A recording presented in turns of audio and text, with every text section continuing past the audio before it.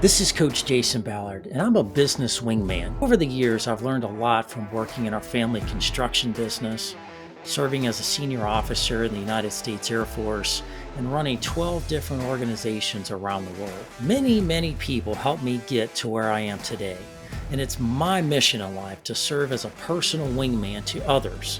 That's what this podcast is all about, providing knowledge, tools, resources, and mentorship to help people soar to their highest altitude.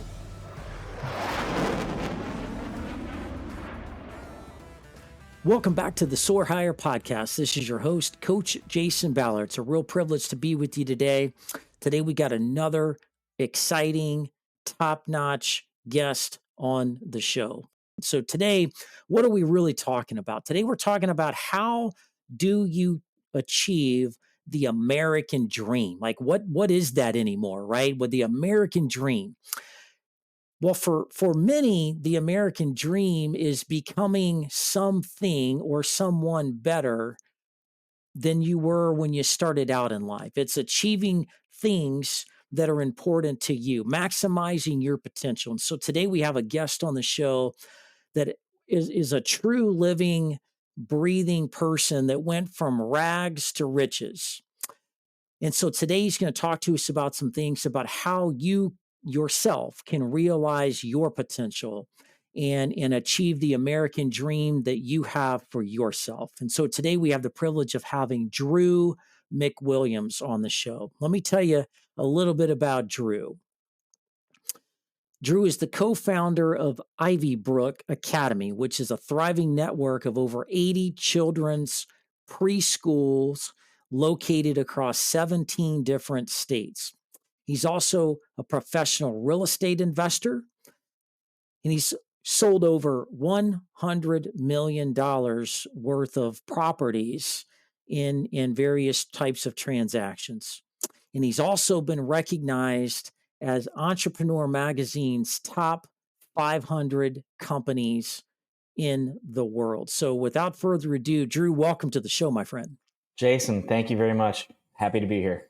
Well, we're excited to have you on the show.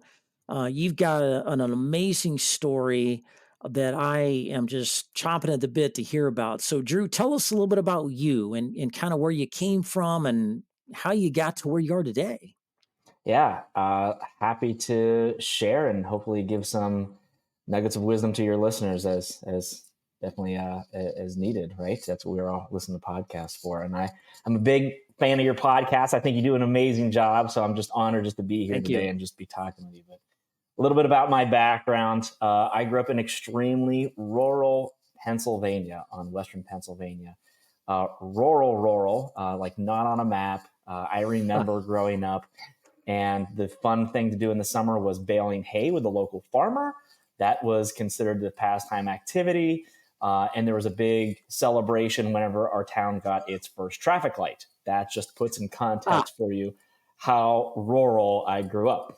Amish country was not too far away. Yes, I wasn't Amish, but yes, I knew that they lived within about 45 minutes of my house. All right, so just giving you a little bit of context and a little bit of color. But grew up probably a little bit differently than how I live today. But I think it was a great humble beginning, and quite honestly, I keep a picture.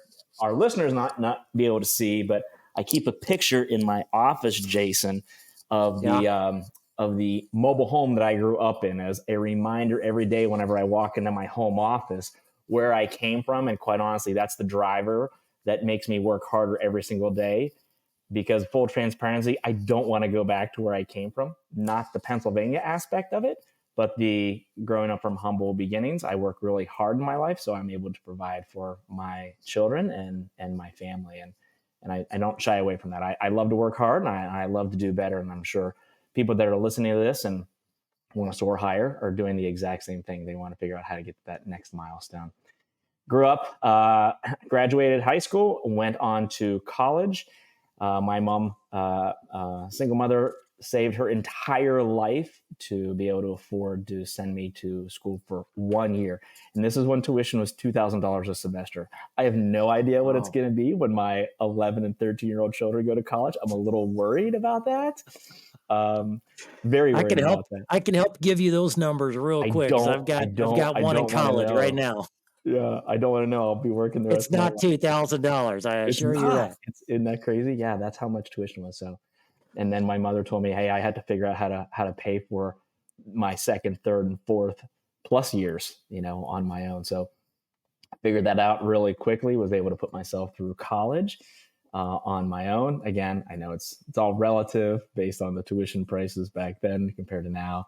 Did that, moved to got recruited out of college to do real estate sales. I love real estate.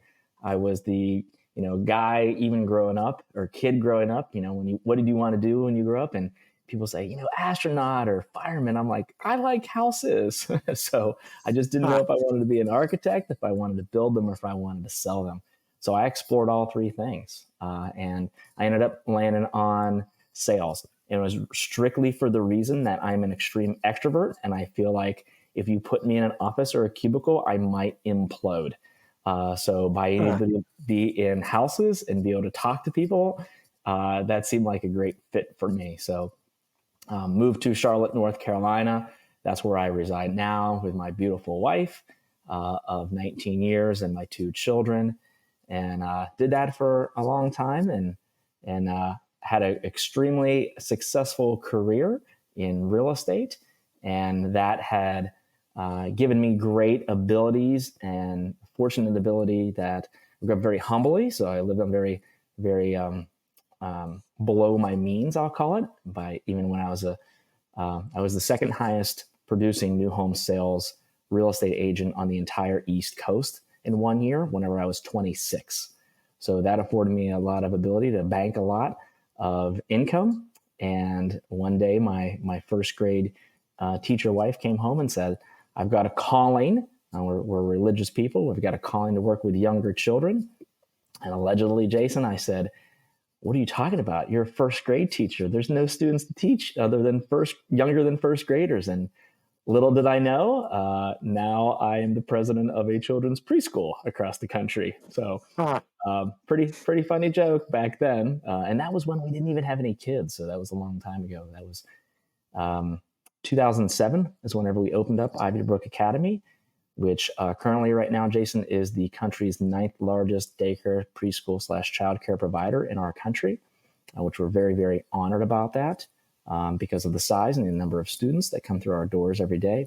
So really my journey in a nutshell has taken me from, uh, you know, from high school to rural Pennsylvania to college to Charlotte, North Carolina, sell houses and then into a children's thriving preschool network. So that's kind of my Wow. journey, and I'm happy to unpack any or all of those aspects at any time. All over. Man, I feel like you've conquered, planet Earth and started over and did it again. I mean, what a story, man. Thank you so much for sharing that. And, as you were sitting there talking, I'm smiling. I'm like, wow, Drew and I have so many things in common. I grew up humble. I grew up in a trailer and my parents split up and, Yeah.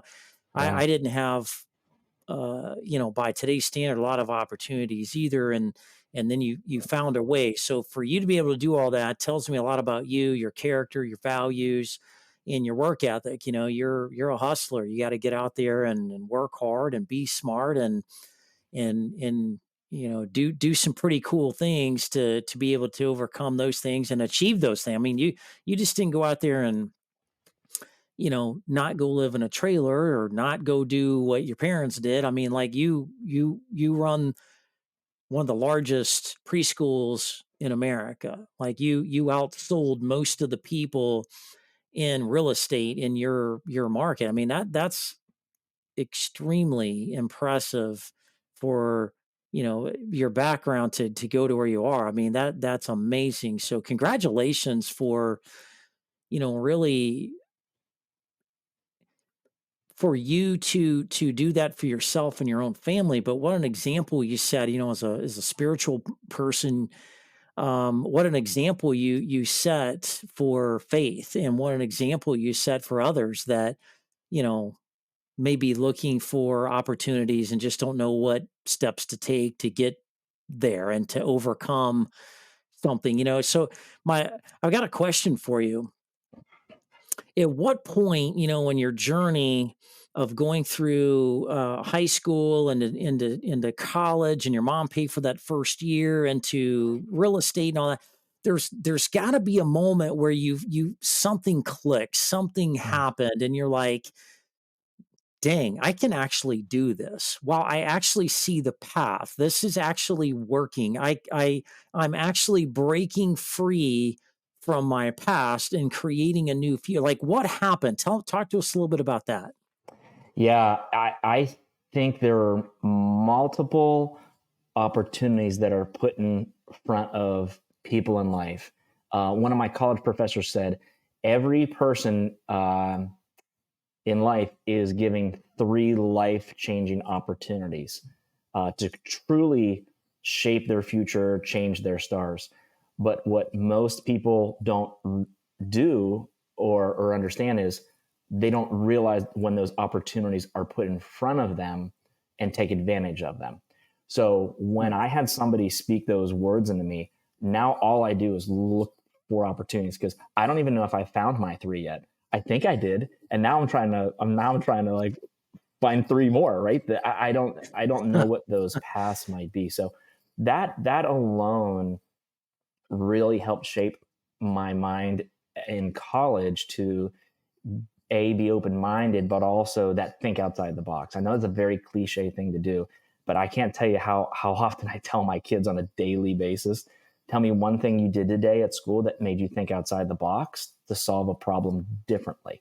Okay. And it's all Mm. solving problems. So there's a, I have the fortunate ability to, be self-employed.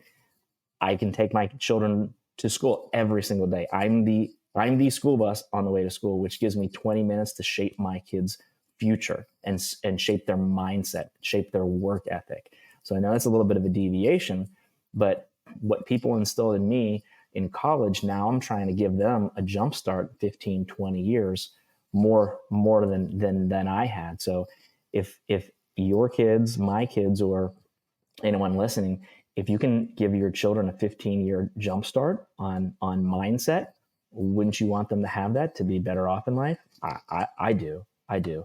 Again, I'm not trying to.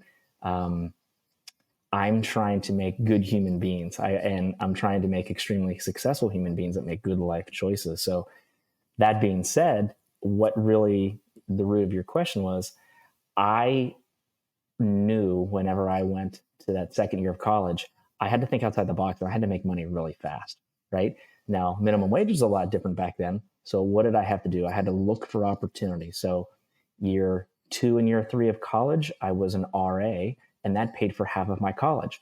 Now I had to work a job or a summer job and make bank to be able to pay for the other 50%, right?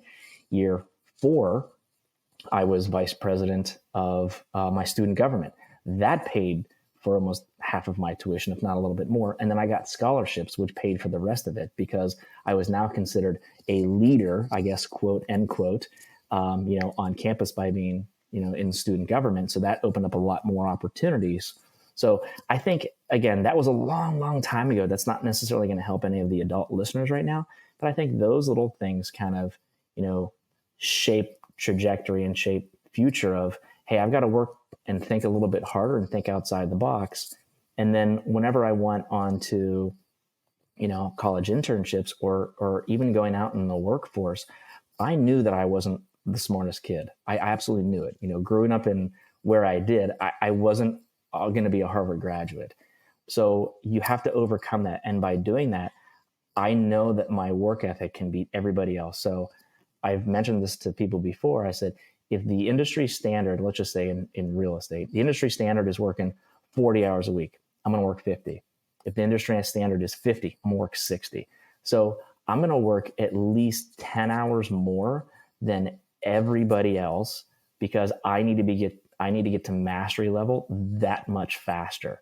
So by being able to work harder and longer, it's now enabled me to be able to, hopefully, I'll call it the second half of my career, be able to reap those benefits and reap those rewards. Not only yes, I'm able to go on vacations and things with my family, but what's more important to me now at the stage of life that I'm in with two kids in elementary school is it gives me time. My time Yep. is the most valuable thing in life. It's not buying another toy or another car. It's having the freedom of picking and choosing, when to talk to you right now, Jason, or when I have the ability to, be with my children or, attend one of their outings, and I don't miss any of their activities. It's not going to happen. Yeah. Wow. You really hit on something that's powerful. When I ask people on a regular basis, what's your greatest asset you have to offer?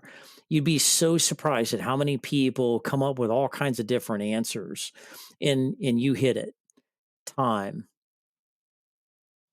Yeah. Your time is the most valuable thing you can give them. Yeah. That's the most important thing that people want from you. Yeah. I heard this, and I'm a podcast junkie. You ask my kids, and Yeah. that's all I do. Listen to podcasts, and I've even got them hooked on business podcasts now, which is a whole another fun wrinkle for me. They know who Guy Raz is more than I do. It's kind of fun. If people are listening to the podcast, they'll know that host name. Um, so what I value is what you were saying is every day whenever I take my kids to school, I should say, I have that ability, which I'm very fortunate about that ability. But there's a list of questions, that I ask them, and I know this isn't necessarily where the episode was going, but what in the world, what value did you create in the world today? That's question number one. They go to a Christian school. That's values to me. I'm creating their values, right?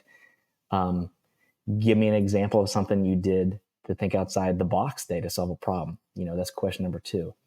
What are your highs and lows, and what you learned today is what we do around the dinner table every night. And then I always end on the exact same question. And I said, and they have to fill in the blank at the end here, Jason. All right. If you go with me, I Yep. said, when you grow up, you can do anything you want as long as you, and I stop and they go, own the business, Dad. That's the fill in the blank line. All right.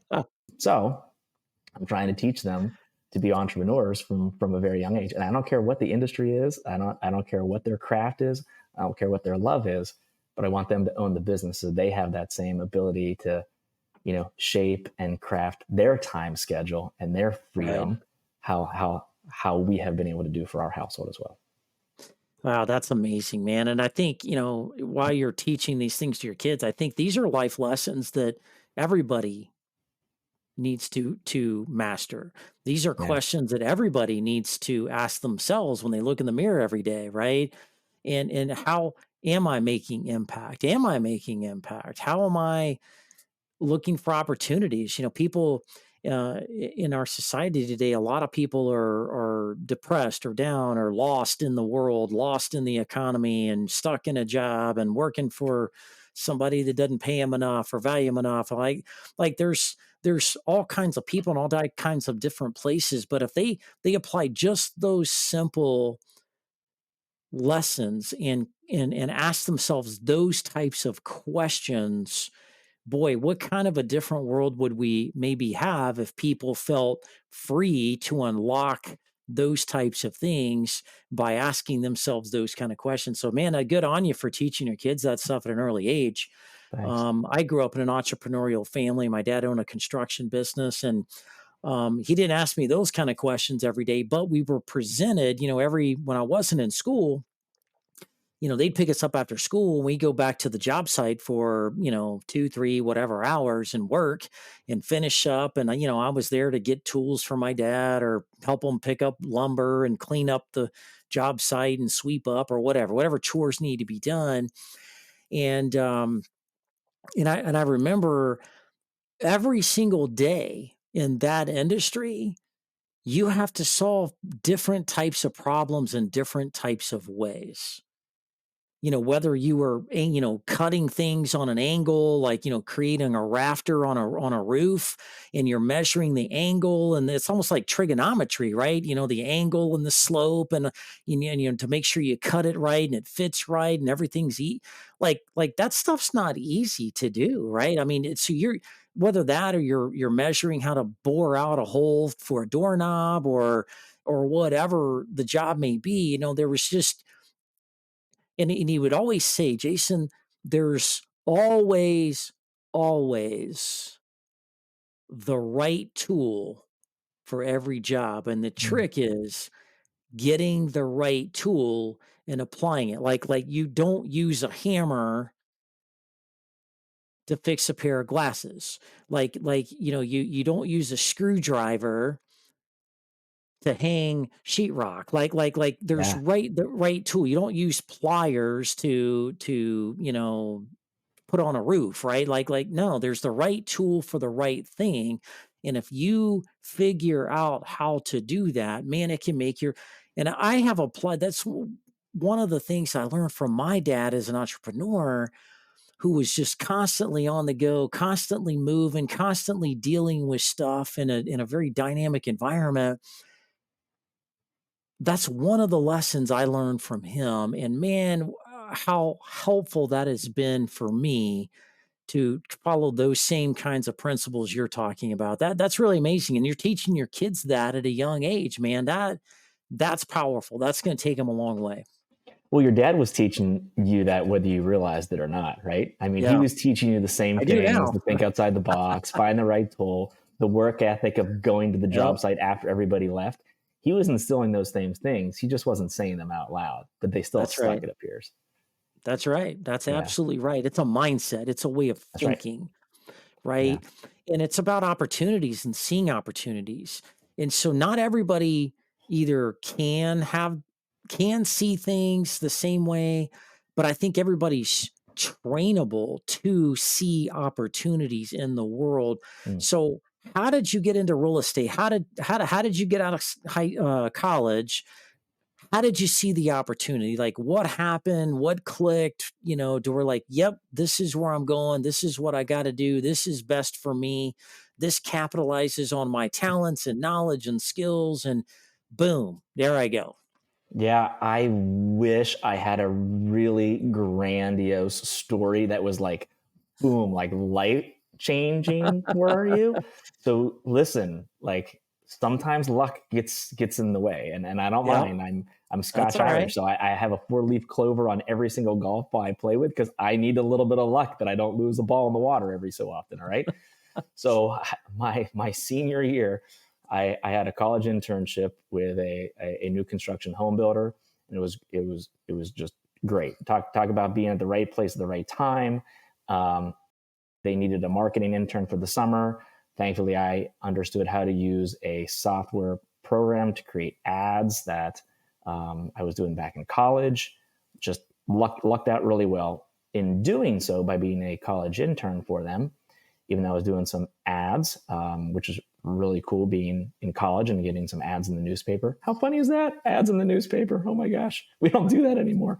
Um, before the social media world existed, it was great because they gave me the same opportunity to go. I got to go into construction for a couple weeks. I got to go into sales for a couple weeks, and I got to experience all these things. Now here's the funny part, Jason, where you can laugh at me. At the end of my internship, they go, Drew, we love your work ethic. We would love to have you. We know you have one last semester in college.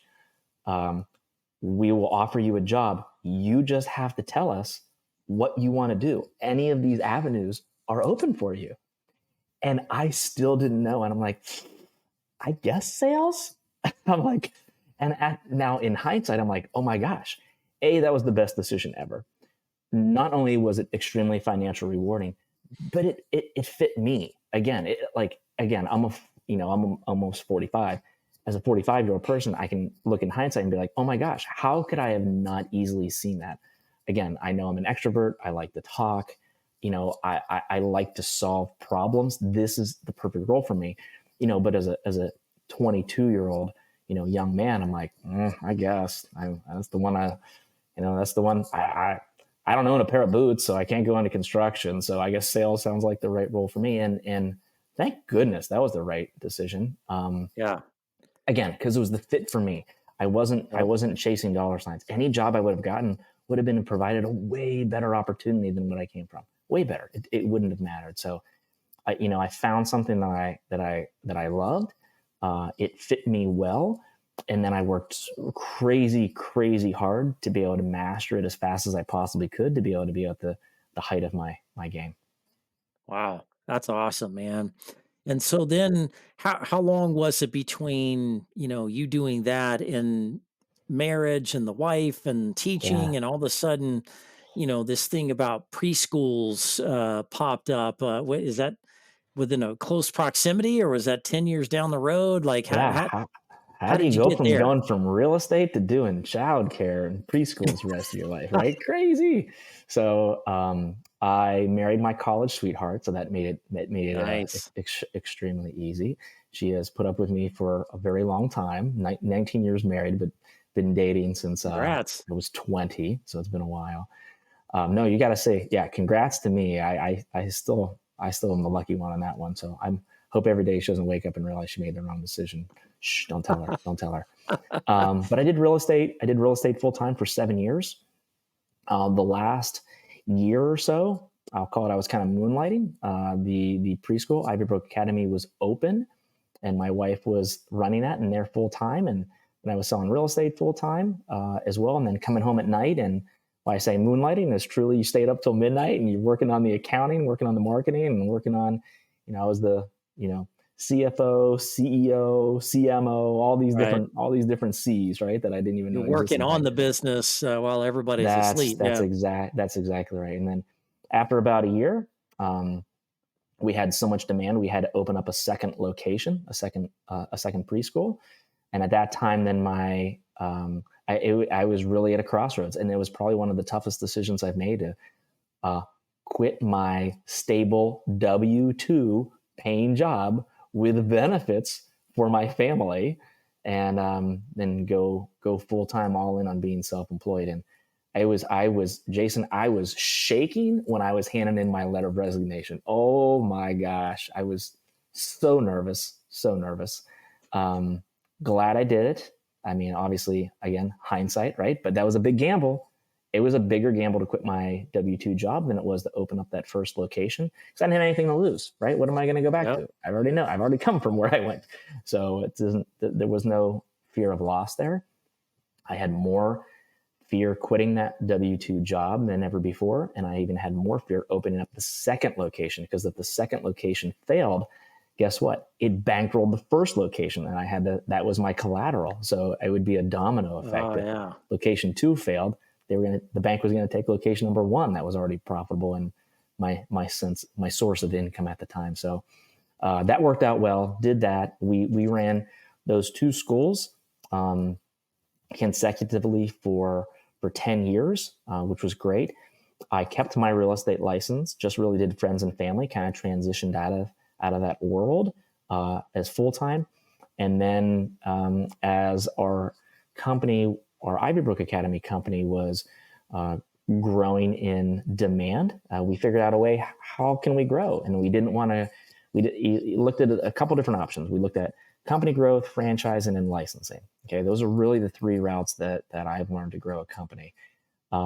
It didn't want to go the company route because the company expansion, a lot of capital, very capital intensive, and also it would require a lot of my bandwidth of time that I didn't want to give up. I didn't want to fly around the country, every day of the week, visiting site to site. Looked into licensing. It didn't really seem like a good fit for us. And then really fell in love with franchising. And we've been Mm. franchising our business the last 7 years. So we have grown in the last 7 years. We have gone from 2 locations to, as of this recording, we're at 91 locations. Wow. So we have grown pretty quickly in 7 years. And I love the franchising route. I don't know if you've had a guest on in franchising industry, but Yeah. I love it because it's a win-win strategy. I love synergies when everybody wins because when the franchisee wins, then I win. It's a trickle down effect. But as a franchisor, I have a tremendous amount of effort and need and desire to want to support them and help them thrive and help them grow. Again, because it benefits. It's a trickle down effect. So we all win. We're all pulling the rope in the same direction. So we started the franchising route. And when we started franchising, guess what? People needed help finding real estate. So I very quickly jumped right back into where I left off, but instead of residential, then now I'm in the commercial spectrum. So believe it or not, it is the exact same real estate license. You just need to get, little nuances on the lingo and the wording and contract language, which is a pretty quick learning curve for already being in it for 20 some years. And then we're off to the races. And not only are we franchising our business, which is truly our firstborn. We started our Ivybrook Academy business before we had children. My children are 11, 13. Our business is 17 years old. So you can kind of see the math there, as why as I call it our first baby, our first business is very near and dear to our heart. Started franchising the business and then got into real estate commercial wise and try to help folks find the best location to set them up for success. And that's where we're at today. Wow. What an amazing story, and what a passionate area to be in.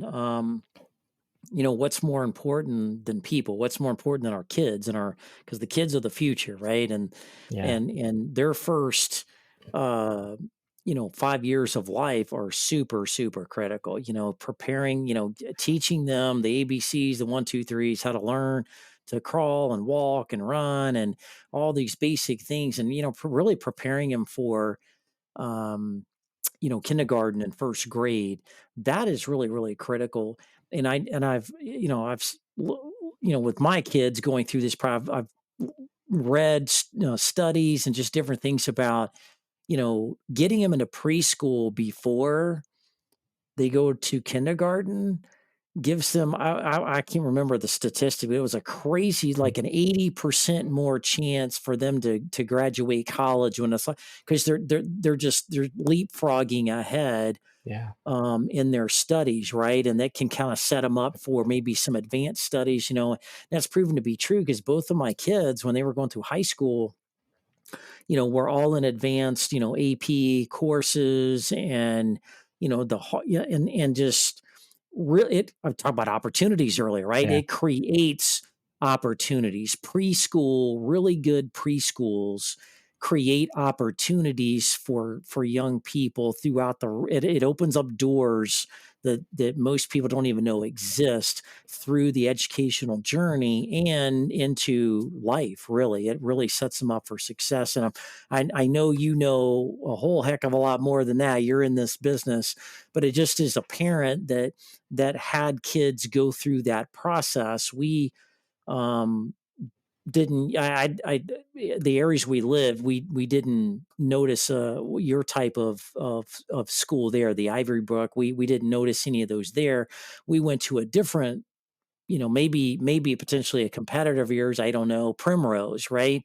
Those were prevalent where we were, and those are really great structured programs. I mean, it was my kids were excited. It wasn't like daycare where they're just laying around, napping, eating, or Mm-hmm. playing outside, right? Like, no, they were excited. They were on the ball. They came home wanting to share, and I mean, it was amazing. And so, tell us a little bit about Ivy Brook, sorry, and what makes it different. What's how does it work? How do you do that? Yeah, we are a little bit different, and I'm sure everybody, has their own nuances. Of Yeah. what is, from my sales background, we call it a USP. What is your unique selling proposition, against that of everybody else? Our USP is that we are a half day preschool. So Ivybrook Academy is the only national half day preschool in the entire country. So Wow. Primrose, great school, by the way. You picked a really good one. They're number 2 on the list, in case you want to know for size wise. So they're great. They do a great job catering typically to dual working parents. Yep. So we're a little bit different where we cater to the stay at home or work from home parent. these last 3 years from this pandemic has sure brought a surge of the work from home parents that has absolutely benefited our model significantly, maybe compared to everybody else. So why we're a half day preschool is we have students that come either 4 hours in the morning or they come 4 hours in the afternoon. So students are not permitted to come the entire day.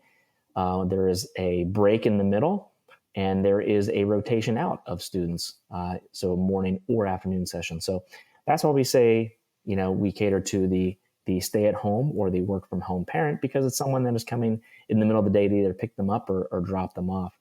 So it gives students the great ability that they can come for 4 hours. It's extremely academic focused. We have Montessori infused curriculum along with Reggio Emilia and a couple other curriculums that really bring out the best components of all of the students. And we're able to really customize our educational approach to each single student.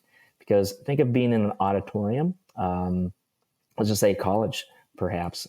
Yeah. And a speaker is just, the lecture speech of the whole class. Some are going to get it, some are not going to get it. Someone's going to be below them for grade level, someone's going to be above them.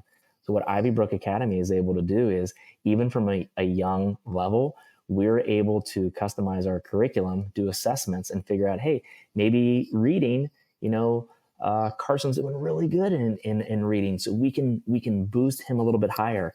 But Carson needs a little bit more help in math, so maybe we might drop him down a level. So instead of just a blasted approach and just hope everyone in the audience is going to get it, let's educate them on where they're at, so we can get the most out of them and help them the best and help them make them the most successful in life.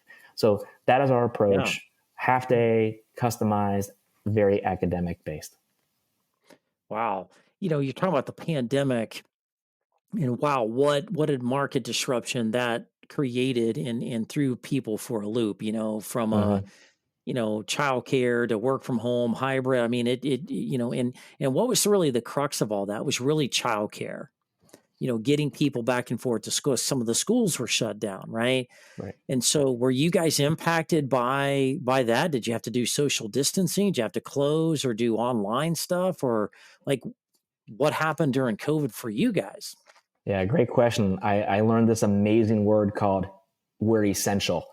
All right. So we were considered an essential business.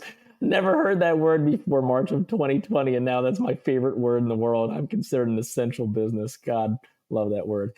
So, when no one knew what was going on at first, right? Let's just Nope. all admit that. Nobody knew. Nobody anywhere in the world knew what was Just making happening. up the rules as we figure Yeah, as we're we making want it to. up, Yeah. making it up. Whatever So, works. Yeah. we went virtual for 3 months. Okay, we continued to operate. We went virtual. Thankfully, we had an amazing technology platform already in place. Oh my gosh, thank goodness for that, right? Yeah. We just needed to know this whole world called Zoom. What's Zoom? So I had to educate. We had to train about 100 teachers how to use Zoom, which is crazy. That's all I do now for a living is use Zoom. But so we went virtual for 3 months, and then after 3 months, in August of 2020, we gave people an option. We said, hey, we're essential. We feel comfortable with the precautions and safeguards that we put in place for people to come back in person. If you don't feel comfortable, we are still going to offer a virtual option. And I'll tell you, Jason, we had about a 99% return back in person ratio. It I was bet. way higher than I thought it was going to be. Um, Either way, we were able to accommodate, and we completely understood. We didn't force anyone's, decisions, but we didn't have any people disenroll. I can tell you that, because people Wow. always believe that, giving their children a better future and a better head start is all going to come down to education.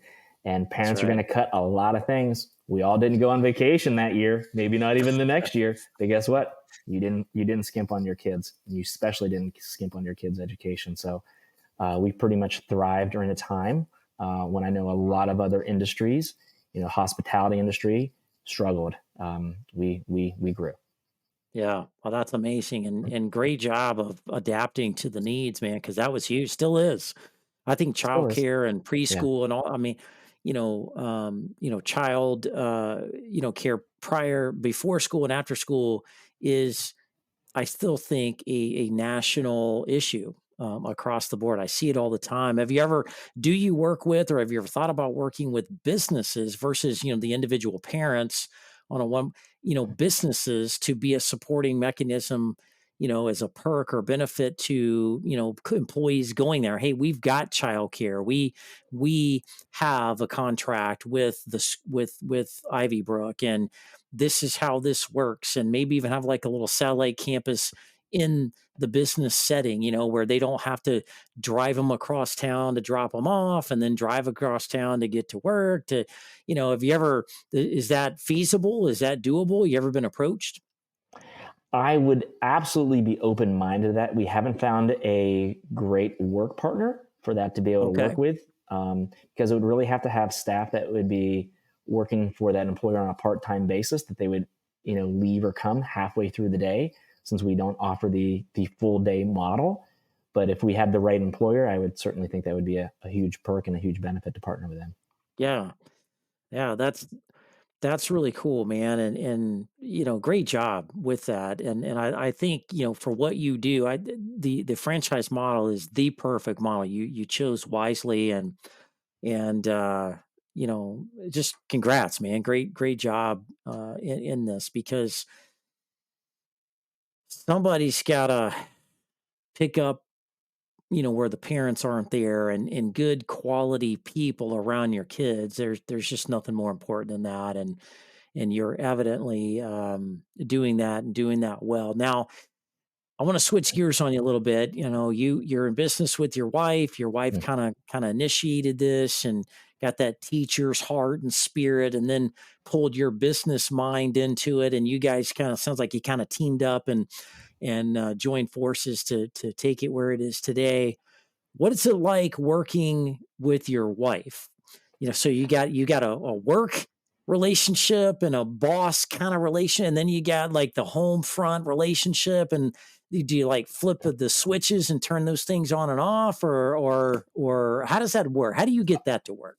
Man, work never stops. Work never. It is a job hazard to be married to your your boss. All right, it just is. My boss at home and at work, which is I joke about that all the time. So it wouldn't be the Right. first time she hears that, if when she listens to this podcast. But and it's tough. The first year is the toughest, and now all of our staff, all of our franchisees, they kind of all know our lingo, right? Like, we've had Yeah. 17 years to figure this out now. The first year was the toughest. I'm not going to lie.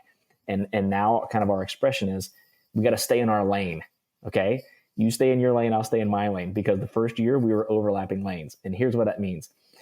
I'm not going to ever go write curriculum or teach in a classroom. That is not my lane. At the same time, I am never going to ask my teacher wife to go into QuickBooks and to reconcile our accounts. It ain't going to happen. It's not going to No. happen.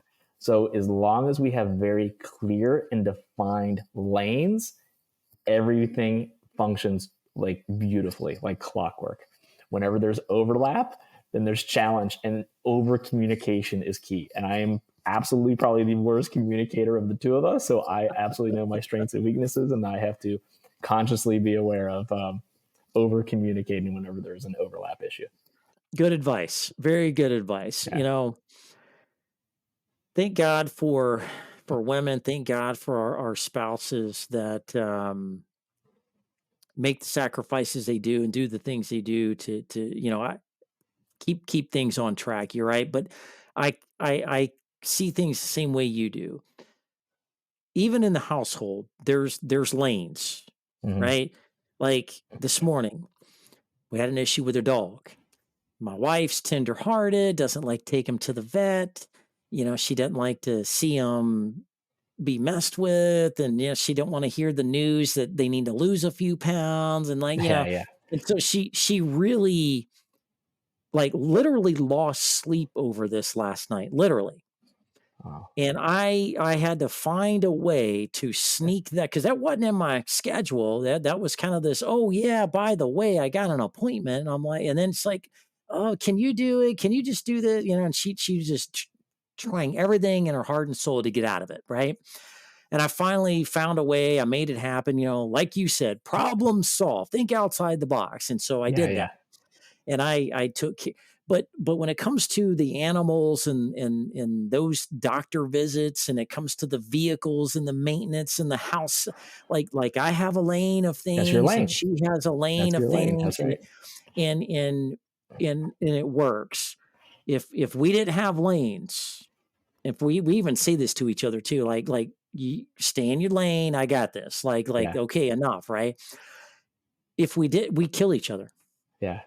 We would be too competitive towards each other and kill each other in the process. So great advice. I think, as a result of the pandemic, a lot of people have freelanced and do their own thing now and work together with their spouse in some form or fashion, and stay in your lanes.